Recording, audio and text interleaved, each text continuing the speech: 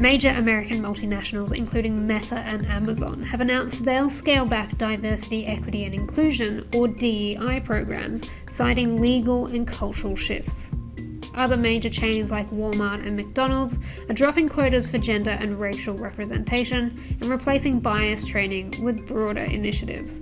Tech giant Meta cited a Supreme Court ruling which determined race-conscious admissions programs were a form of discrimination.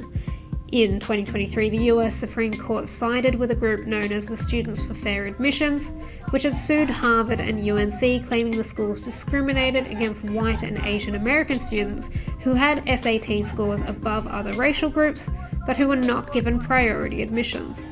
Effectively, America's highest court struck down the right for private universities to consider race in admissions decisions. DEI programs have become divisive ever since that ruling, which has prompted companies to now officially scrap their initiatives. The move is something Australian companies, institutions, and advocacy groups will be watching closely.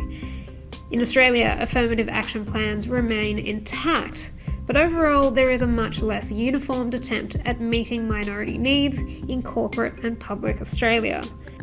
In September 2024, the Albanese government marked 30 years since Labor introduced its affirmative action policy to enable more women to work in Parliament, achieving a 52% female representation.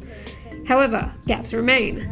The coalition has not implemented an affirmative action policy, and in 2024, just 29% of its federal parliamentarians were women.